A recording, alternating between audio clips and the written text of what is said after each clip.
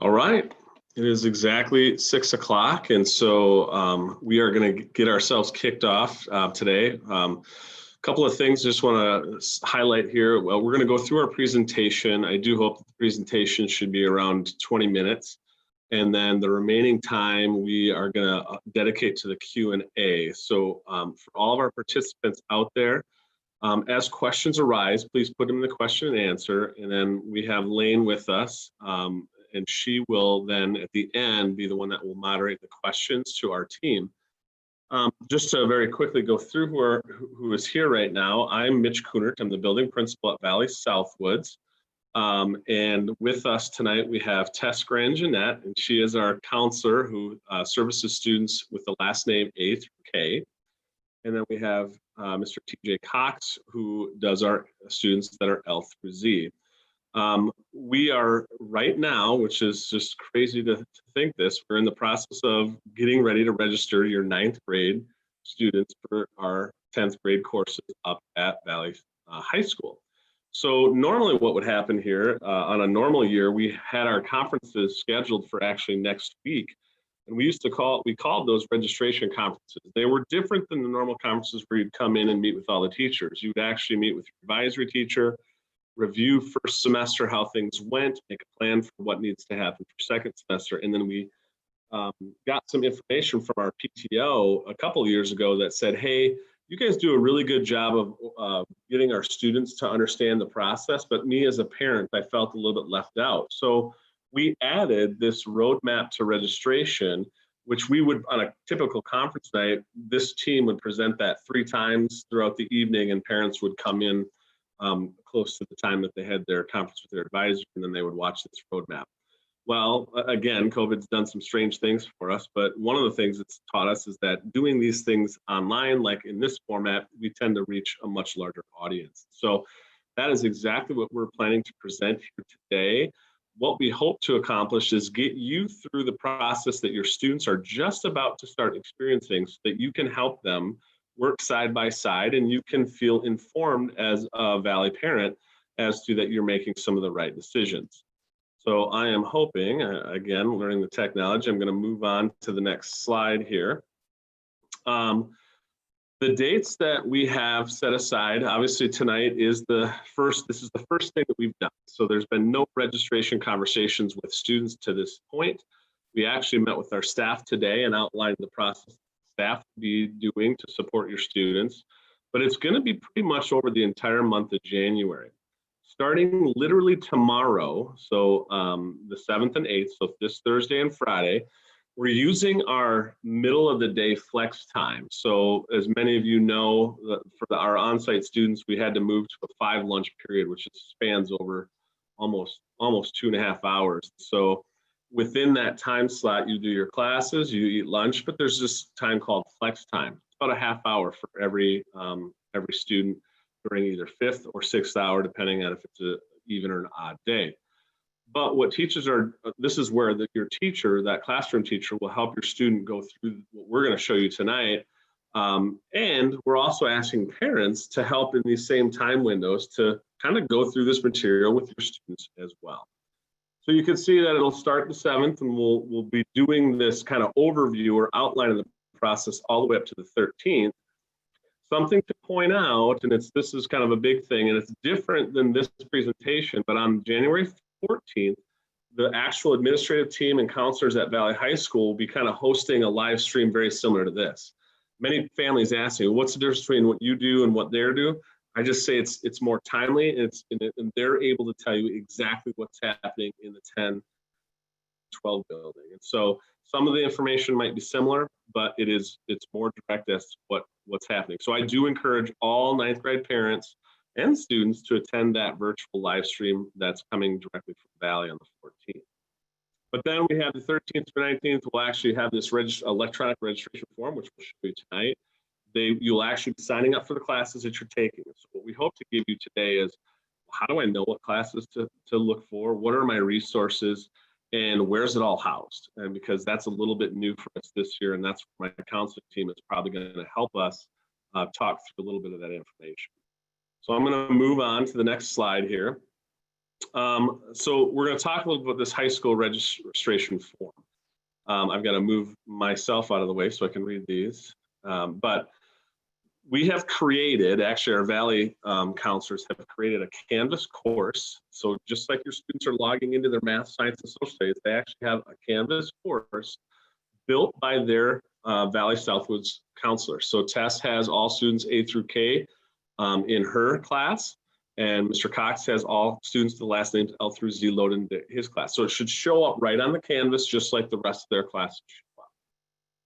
So when the teacher during flex time says, hey, go to your counseling registration page, this is what we're talking about. And it's going to be, like I said, from January 7th to the 22nd, you're going to have access to all the information that we're about to show you.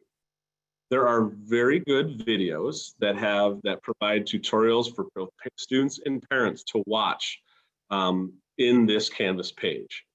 So again, the dialogue that I'm looking at here, we're gonna take a look at these Canvas courses and kind of show you how they work and how you as a parent can sit side by side with your student.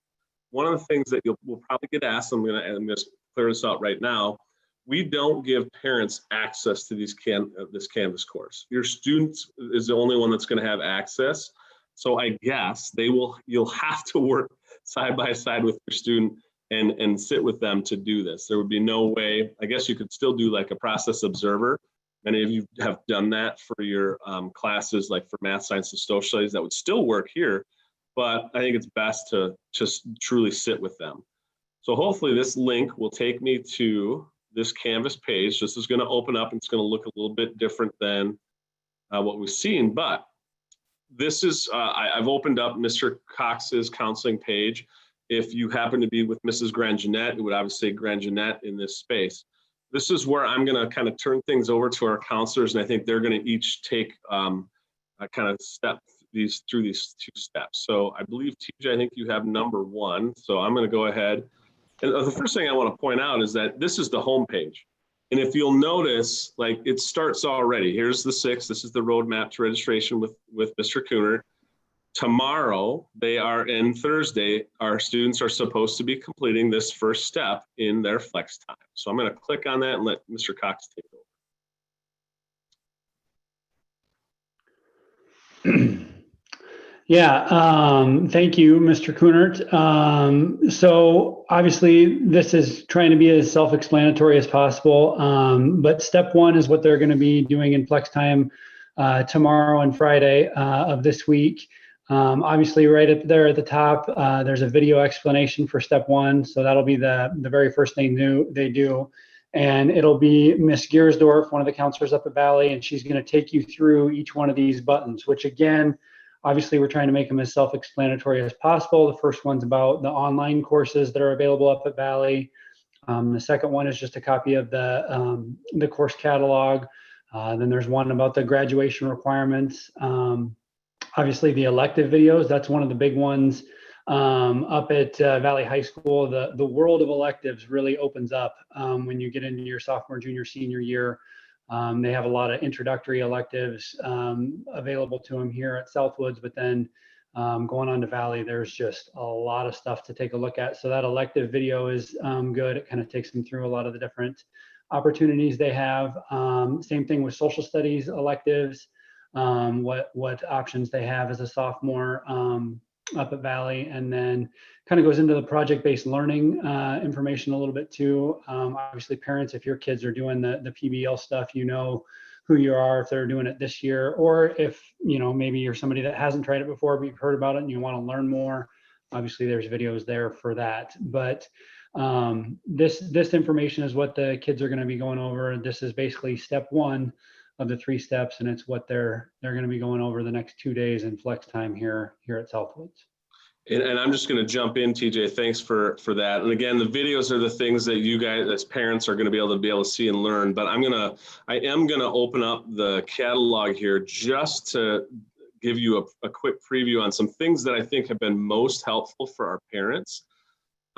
This is a big document. You can see it's 169 pages, but I'm going to just kind of highlight one of the things that I think is most useful, and I'm going to pick on art. It's one of the first ones that comes up. I'm going to back up here just a little bit. Hang on. Okay, so this is something that I think we've always shown our parents during this process. These flow charts are really good to help families understand that whole like requirements, like what do I need to take to get to a certain class. Now I'm going to just pick on art right now as the example that I want to show, but down here you have kind of this AP art studio class. So that's one of the advanced placements. If I'm really into art, this is probably a class that I want to get to because it looks good on my resume. This is probably a DMAC certified course, so it might even earn me some college credit. But what this chart tells me is here are the classes that you may have taken as a freshman. These are the prerequisites that need to then be taken to get down to that AP Art Studio. So you can see it. I have multiple pathways to do this. The foundation level 9th grade classes do also qualify as foundational classes here, or maybe it's the first time you're taking an art class. But the biggest thing that I want to show you is that, okay, if as a sophomore, somewhere I fit in that 2-dimensional foundations class, or maybe I took it as a freshman, that qualifies. That moves me on. So as a sophomore, I could be looking at these 2 more advanced classes around that 2-dimensional art. And that also then helps me lead to if I'm interested in that AP studio art. You'll know that we have 3-dimensional photo, but this page is the first page of every department. And I just think it's really good to use, and it helps, kind of helps parents vision, like, what do I need to take to get to certain AP level courses? And we'll talk a little bit about more of those courses later on, but that course catalog is designed. It's got several kind of unique features that help you through this piece. Again, I just want to remind everybody, say it 3 times, right? There is another presentation on January 14th that is run by Valley that just, again, will be more specific to what information they want you to have.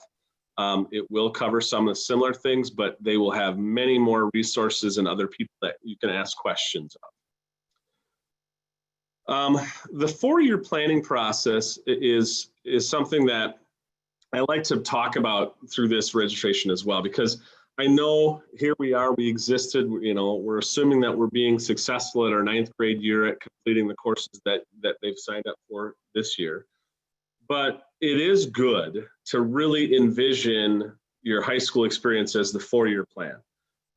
You certainly can just sit down and look at what you're going to take as a sophomore, but I think more of our families want to know the whole picture. They want to sit down and they want to organize, what should I take as a sophomore? What courses are required? What do I need to do to get to maybe certain AP classes?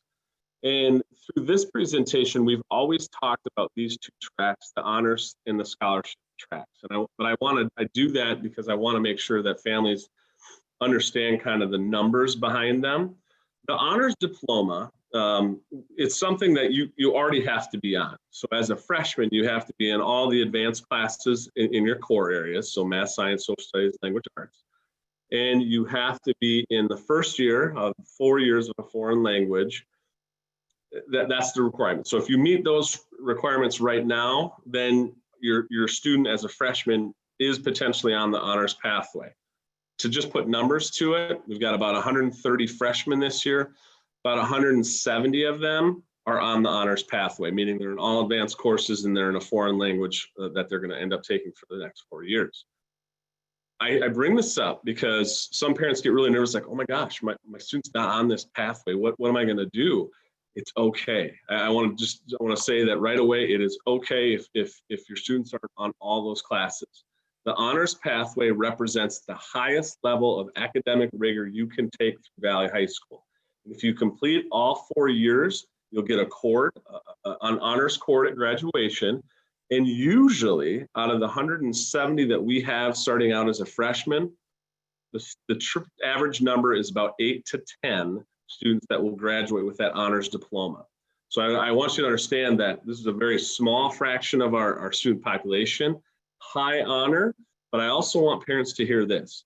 You do not have to be an honor student graduating from Valley to move on to college, to move on to the next phase of your life. But I want to point these things out so that you know if you're interested in that and you want to continue that pathway. Page 17 of the catalog will outline all those courses that'll be required as you put your four-year plan together. Some people, like myself, like I had an emphasis area. I was pretty good at math, and I knew that I was going to go into math, and so I was advanced. I had the advanced class under my belt as a freshman. That kind of leads to the scholars designation. So in our case, I was advanced math, and then if I want a scholar, designate with a scholars cord as a graduate of Valley High School, then I have to try to hit a certain grade point, a 3.5 grade point average in all the courses that are outlined for the math scholars. There's many scholars programs. Again, page 16 will tell you all those: math, science, social studies, language arts, but there's fine arts. There's many of our electives also have a scholars designation, foreign languages, and so forth. But those require certainty for you to qualify to get a certain GPA, as well as to take all of the courses that are required of that particular scholars track. Again, out of 700 students that might graduate, you're probably going to have maybe 160 students that might graduate on a scholars track, okay? But again, even if you don't get a scholars piece of it, we set our students up for success coming out of Valley High School. And we have many students that will go on to college and be successful wherever they go. Another talking point of this four-year plan is just college requirements versus high school requirements. Foreign language is the big one here. And in this particular situation with foreign language, we do end up getting a lot of questions like, do I have to take a foreign language to graduate high school? The answer to that is no, you don't have to do that. Why do most students take foreign language, or at least 2 years of foreign language? Because most colleges require you to take at least 2 years. And if you can show that you did that in high school, you don't have to pay for it in college. And I will tell you that this is kind of a slippery slope, because some colleges are 2 years, some colleges have jumped it up to 3 years. If you know the school that you're planning on attending, the best thing you can do is look right now at what those colleges require. But again, I don't want anybody to feel like they can't graduate from Valley High School by, without those classes, because they can. You don't have to take foreign languages. And so sometimes parents then why does everybody take a foreign language? Why is it always this pressure to take 2 years of it? Well, because if you take it in high school, you can actually meet the college requirement just by showing that you took those classes on a transcript. I will caution you again here. Sometimes colleges will say, oh, looks like you took 2 years of Spanish. That's great. Here's a little test to see if you actually did meet the requirements for us, and they might make you take a test. The reason I say that is some of our families feel like it's really important to start my freshman or sophomore year and get those foreign languages out of the way, get my 2 years out of the way. I would recommend, if you're only going for 2 years, I would say start as a junior. So you take it junior and senior year.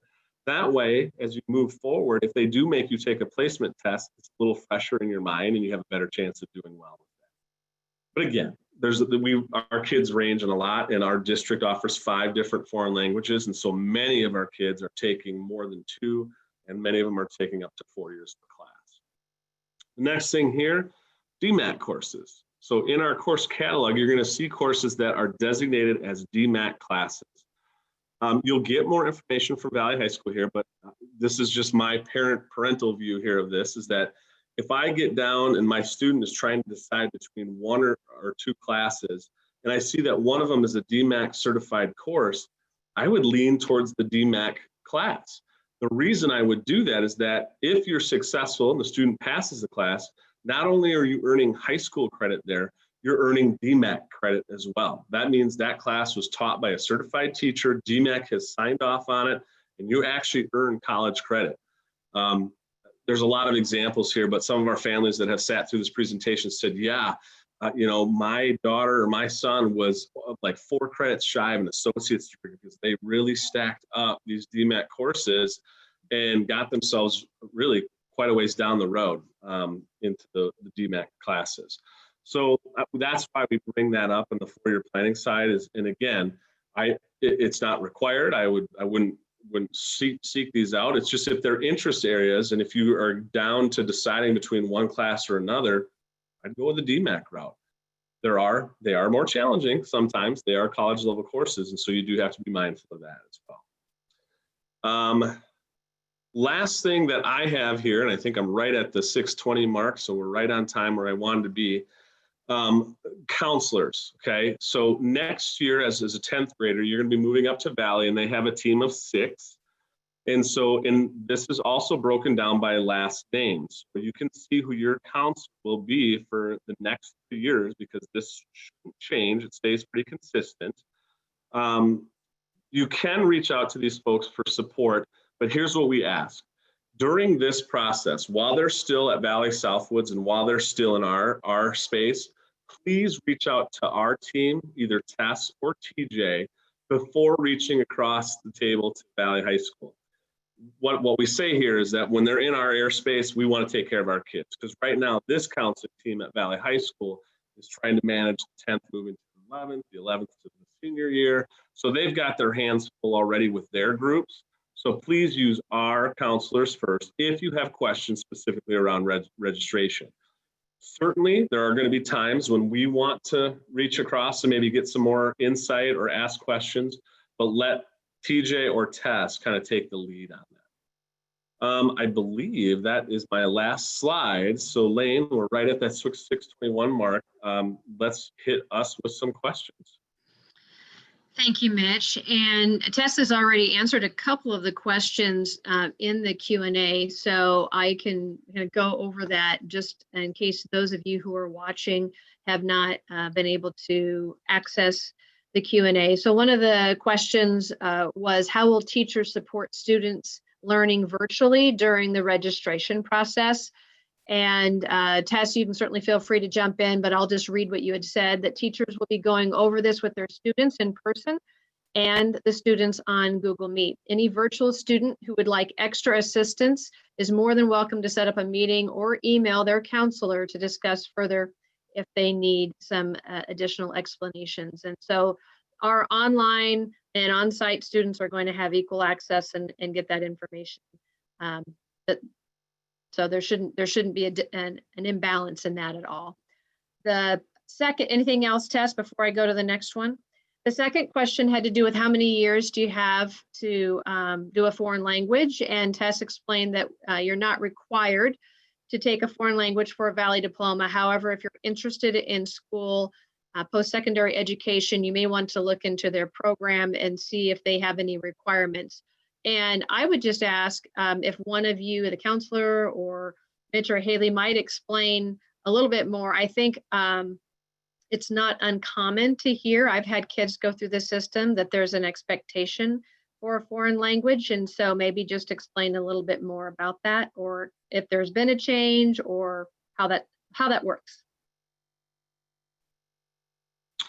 Well, I guess, like I said, as I said, I tried to explain that just a little bit earlier, but it really comes down to post-secondary. And a lot of times you'll hear also our honors diploma, as I talked about earlier, that does have a 4-year requirement. But again, not all of our kids are going to do that honors diploma. So when you hear it's required, that might be somebody that's on the honors pathway that says, no, I have to take the 4 years. But that's why I want to emphasize it is not actually required to graduate high school. Most people do it because they know they're moving on. And quite honestly, it's a really good thing to have. If I can speak Spanish, or, a lot of our jobs, even right out of high school, if you have that skill, especially in this day and age, you're going to be more employable at this point in time too. So it's just one of those things where it's not a high school requirement, but colleges will make you take 2 years normally. That's what it was when I was in school way back in the day. That's why I say most of the schools are still 2 years. Some have moved to 3. And so it really will depend. So let's just say if they do require 3. Okay, great. You can demonstrate you took Spanish 1, 2 at high school. They'll enroll you in that Spanish 3. So you're really only paying for the 1 class that you needed to. So that's kind of what happens. Sounds Now, good. Sorry, I can jump in. Most 4-year universities, if you're looking at, any of the private schools in Iowa, like a Central or a Simpson, or even the Regent universities, Iowa, Iowa State, UNI, they're going to want you to have at least taken 2. And then again, depending on maybe which program you're going into at some of those universities, they might want you to have 3 or even 4 years. But bare minimum, most of the 4-year universities want you to have at least 2 years of a foreign language. So not like a year of French and a year of Spanish, but 2 years of one foreign language. Thank you, TJ. Another question came up related to DMAT credit and maybe some confusion over if you're taking a DMAT course, is it only good for that? How does DMAT credit transfer potentially to other state or private schools? Somebody could answer that. I can take that one. So it really depends on the course that you're taking in the school that you're trying to transfer to. So most of the basic level DMAT courses will transfer over to our big universities and our private universities. But I would strongly encourage your student to check with their counselor, because that's really accessible information that you can look up. If there's a class they're trying to take, I would encourage them to look up and see, if I'm thinking I want to go the Iowa State route, will this transfer over? Every class is different. So I would strongly encourage students to be talking with their counselors about what will transfer to state universities if that's the path that they're headed on. Yeah, I just throw in that it gets a little stickier when they go out of state. Usually the credits will transfer. It just might not be a specific class. It might just transfer as an elective credit. Still, it's one less credit you're going to have to pay for in college. But DMAC has done a really good job of aligning with most all of the universities in the state of Iowa. So the classes transfer pretty well. That's what I was going to say. Publicly funded universities in Iowa are under the same umbrella as DMAC. And so that's where the agreement comes in. When you start talking about maybe some of the private schools or start going out of state, that's where the DMAC gets a little questionable. I will still tell you that most universities, because they're trying to recruit, they're going to be pretty liberal with those things. And so if it worked for Iowa or Iowa State, they're normally going to translate to another state. It's not always though, but that's why. So good reason to talk to the counselor if they have specific questions. There is a question around, if a student is not doing well in a current course, can that course be retaken as a sophomore, or what does that look like in addition to how that may impact their cumulative GPA? Tess, do you want to take that one or no? Sure. So not all courses that we would have at Valley Southwoods would be offered at Valley High School. I'm trying to think of some that would be, so like your foreign languages you could retake at the high school. Otherwise, as far as our core classes, language and literature, algebra, physical science, geographic cultural studies, those are ones that we just have. So if they need to, let's say a student failed a course and they need to retake it, we would try to get them linked up with night school, some sort of credit recovery, summer school. If it's just that they're wanting to improve the grade, I have seen this situation happen, and we can talk further about that. Like a student would come back to Southwoods to take something. A lot of times though, it's just for the credit recovery piece, unless somebody wants to chime in if I'm wrong there. But yeah, and then if you do take a class over again, then the new grade would replace the old grade on the transcript. So advanced biology, it looks like was potentially the one that they were sure. asked. So yeah, with advanced biology, that's a little bit different because ours is called advanced biology at Southwoods.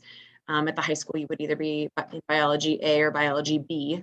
So that it would still show up on the transcript, I believe. Yeah, our advanced biology is its own class. It's not a class that's offered at Valley High School. So if you're looking to improve a grade, typically like the foreign languages are about the only ones, or maybe a speech class. Or something like that. But yeah, if you're looking to improve a grade, it's a little bit tough unless it's a class that's offered at Valley Southwoods as well as offered at Valley, which there's not a ton of those. Yeah. We've had situations where students have had to come back to us. Put it this way, we send about 200 students up to Valley on any given day for different classes that we don't offer. So the same can happen for a student coming back to us. I think most of the time parents are dealing with credit recovery where I didn't pass first semester. That's when we start with night school. And that's kind of one of the meetings that we do with the conferences, that our team or your advisor would look at that and say, oh, hey, we need to get a plan in place because we didn't do so well maybe first semester algebra. So how are we going to do that? And we can do that sometimes in-house. We can do that at Walnut Creek with night school, summer school, if night school is not an option, or coming back to Valley Southwoods sometime during their sophomore year. Very rare. We have so many steps in between there to try to make it sure that students don't have to come back. It happens. It does. Thanks, Mitch. Another question was just, I guess, reiterating those online students as far as the communication that's going out for both our online and our in-person students, as far as when they are going to be registering and all of those steps and meeting with a counselor if they have questions. All of that communication is planned for both online and on-site students coming from Southwoods, correct? Yeah, so remember that it's happening during their 5th and 6th period classes, okay? So I guess if I'm an online student and I'm used to logging into the class at the beginning of the class period, and then kind of when the teacher says, okay, you can go off and do your thing, on these next couple of days, I've informed my teachers that they need to give you the time to come back during that flex opportunity, that half hour that they're going to be doing this, to come back to view those types of things. So I will, just because of this question, I will send out another email to my staff to just reiterate to my 5th hour and 6th hour teachers, don't forget about your online kids. Make sure that you're getting them back for that instruction during flex time. So it's a good reminder. They heard it today during our staff meeting, but I appreciate, I know that I hope that everybody listens. But here's the deal. If they get to their 5th, 6th period class, and they haven't, they do actually have access to everything. If you followed what we just outlined in that Canvas course, you don't need a teacher to tell you where to go and what to do. They literally could do that on their own. So if you find yourself just really struggling as an online student, you just need that person to talk to, that's where I would say talk to Tess or TJ, give them a call, and they'll help you through that process. Sounds good. Thank you. Question came in about if students will be allowed to take a class for PassFail. And I'm assuming that, so maybe you could just expand upon it. Would PassFail be a new type of opportunity for students who are going to be sophomores, or would there have been an opportunity as a freshman to have a PassFail grade? So we don't really deal with PassFail very, very often. We have a few classes that are resource classes that are designated as PassFail. There are options at Valley High School that are similar to college that you could audit a course. That determination, I'm going to probably leave to the Valley counselors or to the Valley team on the 14th to go through that process with you. But I do want, there is an option for taking a class PassFail. Most of the time our classes are for credit and you're taking them to earn the grade to get the GPA, but it is possible to audit classes, but it doesn't happen very much at the freshman level. So it's not something that I'm super familiar with, or this team would have. And I am fairly confident, just to add on to what Mitch is saying, that there's a specific number of pass-fail courses that a student could take at the high school level. And I want to say that they only have the ability to take 2 courses during their high school career. TJ saying 1. I think you're only allowed 1 per year, and I think you're allowed a max of 3 during your entire high school career. Okay. That's what's sticking in my brain, but I so rarely deal with it with freshmen, other than last spring.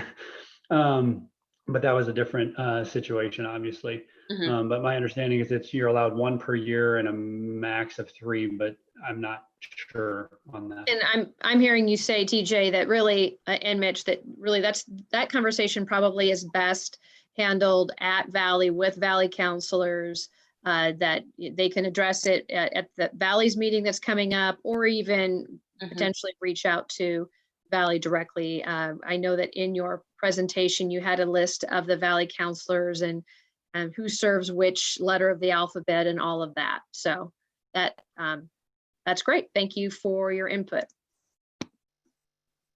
Another question was just asking about having links on the website with the courses required for the honors path. So I do know, I can speak just very briefly, but you guys can jump in. I know that an individual from our department works to put the course catalog on the website that is reflective of the PDF version as well. And there are a lot of kind of keys or notations that will help individuals know. I believe Valley Southwoods courses are orange. Honors path or things that may have DMAT credit have different icons that might flag whether or not those are available. As far as though a specific honors path, I will defer to you on how that conversation might go as individuals might be looking for those honors path courses. That is outlined specifically in the course catalog. So there are pages that are specifically dedicated to that. Just like there are pages that are specifically outline if a student wants to get to have the honors path specifically in a foreign language. So those are all in the course catalog. I would encourage you to look at those, and then if you have questions, ask our counselors or the high school counselors what those look like, but they are outlined specifically exactly what courses have to be taken for a student to receive that diploma. And one tool that I use a lot is the Control F feature on that. Maybe Mitch talked about that when he talked about the course guide. It is a hefty book. So if you want to search for something such as the honors diploma, like I just did there, it's pages 17 through 19. So if you pull up that PDF and flip through that, it's pages 17 through 19. And there's also one other question about what are the graduation requirements. And I submitted that, but when I submit the questions, it goes to answered. So it's under there. And I linked the course guide there. And then it's pages 8 through 10 for the requirements for graduation as well. Mm-hmm. Great, thank you. There are no more questions in the Q&A right now, and we can wait just a couple moments to see if any individuals have any more. We're a few minutes early before the end of this session, but again, this recording will be posted. You guys always do a wonderful job of follow-up communication to families and students. So yes, and great. There's some information that's being popped up there. Well, and I want to backtrack just a little bit because TJ pointed out to me, and again, this is just like when we come in, we talk through step 1 of the book of the Canvas course, but step 2, I do want to show the families this piece of it, and this is where Tess, if you want to talk through this step 2, because this is probably the one that families will actually be interacting with their student, and you actually are going to be filling out a form. Yes, so ask to see this form after they start going through all the stuff with their teachers tomorrow, because this is where you'll want to help them fill out what you think that is best for them for their sophomore year. So you will see, once we get hopefully here, you will see a list of the dates at the top that we've already been through, just outlining one more place for us to put all the important dates for you to know as far as when things are entered into Infinite Campus and when the Valley counselors are doing which piece of things. This form is wonderfully done by Mackenzie Gersdorf. It is very self-explanatory, so I don't know if you'll need a ton of coaching from me, but if you scroll down, you'll see they have it broken into, the Valley counselors have it broken into first semester and second semester, and so you will need to have an English credit for both of those first and second semesters, math for both, and science. So some courses are going to be year-longs and some will be semester only. So you'll see that they have the course name, and so you can write the course name next to English, and then you can write the course number, or just write the course number, and they will know what that is. Odd for first semester classes and even numbers for second semester. So at Valley Southwoods, we have language and literature. It's ENG 101 for first semester, ENG 102 for something of that sort. And that's all in the course guide as well, giving you the course numbers for that. And then as you scroll down, you'll have lots of room for elective credits. So you can put the course name, obviously, where you see it says course name, and then the course number that goes along with that. Please go ahead and give yourself some alternative classes, just in case the electives that you put up here are not available for whatever reason. And then also just know that this form, after being filled out, does need to be submitted. So the students will go back to, after they fill it out, it will sync back up with Canvas, and you can hit the submit button that Mr. Kunert's showing you right there. Will go to Mr. Cox and myself. It will also go to the Valley counselor that your student is assigned to. And then they will also be using this to go back if you ever have any questions about what they signed up for. And then they will use it to go ahead and input, the students will use it to input their own course requests into the Infinite Campus portal, January 19th through the 22nd. So the students will do that entering themselves, but they'll use this as their guide to do so. And hopefully if they've done this with accuracy, then the last step, if you will, on the Canvas course, which I'm going to backtrack one more time.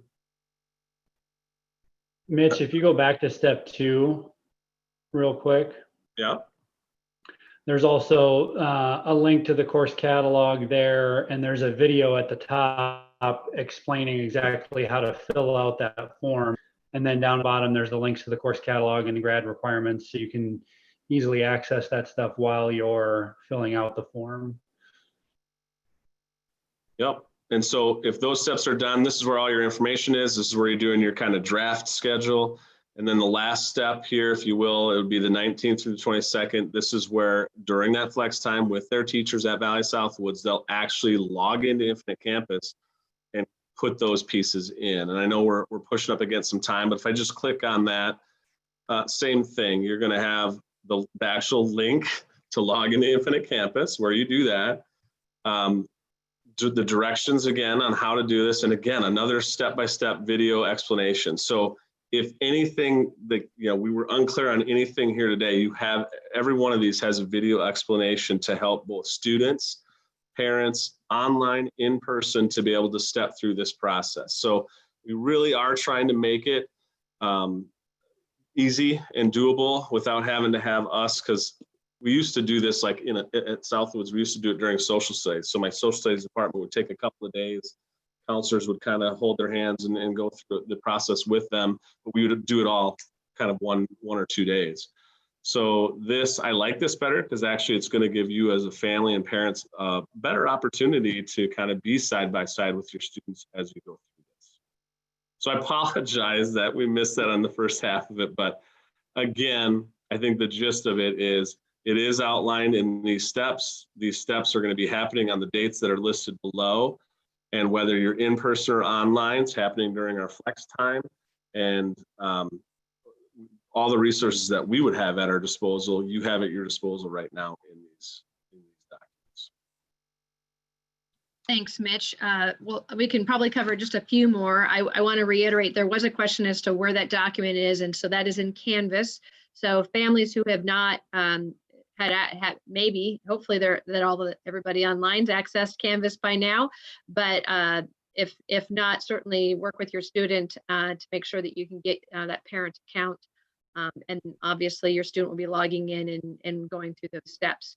There was a quick question related to a peer PE, and it's called Unified PE at Valley. That is a blended physical education opportunity for students with disabilities, as well as it's just a really cool opportunity. I'm going to read it real quick. Unified Physical Education provides a unique opportunity for students with and without disabilities to come together through ongoing educational and physical activities. I did include the link to that information in the Q&A, and from there you can click around, and again, the course catalog is really well spelled out by topic, and you can click around and see what you might need to do as you prepare to register. There was a question related to, are there classes in 10th grade that are required, much like for 9th grade? So of that pathway, so what do they know, or how will they know the classes they absolutely have to take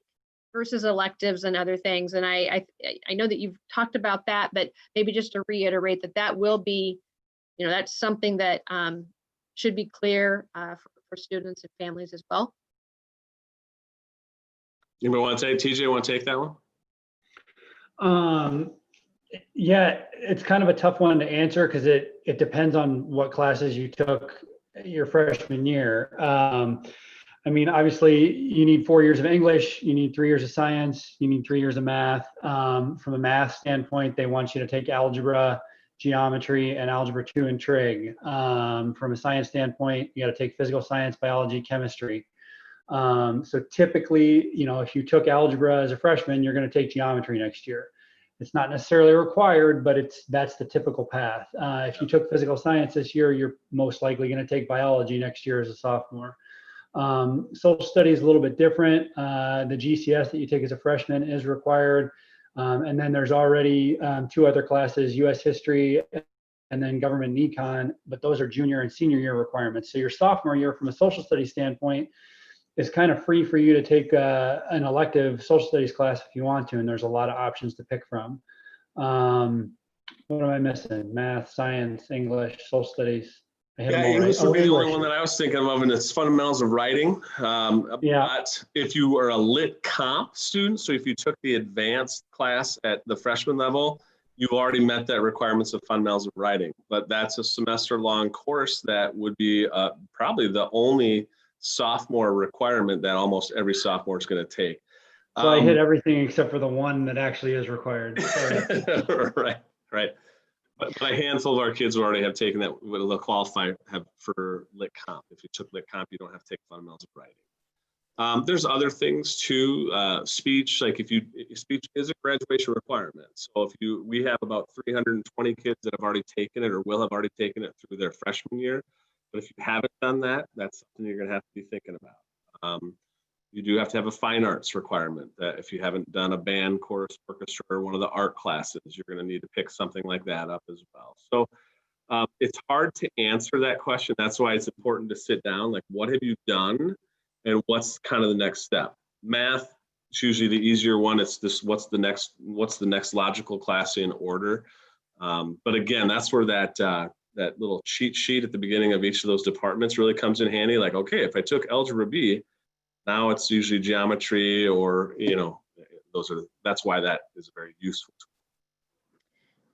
Thank you, Mitch. I know that we are closing in on our time. Just as a reminder, we do have next Thursday, the Valley High School, Valley Southwoods Parent Teacher Organization quarterly meeting, which will be a Zoom meeting similar to this, a webinar format with panelists, and they'll be talking more, not necessarily it won't be reiterated what we talked about tonight, but there will be a lot of good information to help families who are even thinking longer term for post-secondary education, and how do you kind of make that plan and making some of those decisions for classes now that could help your student after graduation. There were a couple quick questions related to early bird PE, and I can only speak because my sophomore daughter is in early bird PE, and I will tell you that I never like dropping her off a little after 7 a.m. because that means I'm driving her, but 7:15 is my understanding as when early bird PE is. And as far as how students sign up for that, I'll admit I don't remember how she signed up for it or if there's any special things. So I'm going to punt it back to one of you to describe. There is a Google form that will go out. It'll first go out to the students that are going to be juniors and then sophomores, and then we get it last. So usually we receive it around spring break time, and students will fill out that Google form, and it's first come, first serve of who gets into that. Don't hold your breath as a sophomore. That goes to upperclassmen first. And so, like I said, you're lucky if you got in, but it is kind of it's not easy. I promise you, I pulled no strings. I don't think you got it. It was randomness, and actually, as I said, I would have preferred not having early bird because I get to drive her. So thank you for answering that information as well.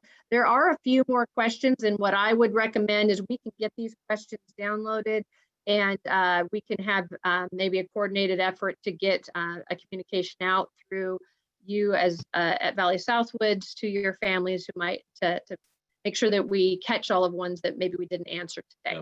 Yeah. And honestly, right now, if you have a question that's been burning and you just send it to either Tess or TJ right now, who's your counselor, they'll get back to you tomorrow. Okay.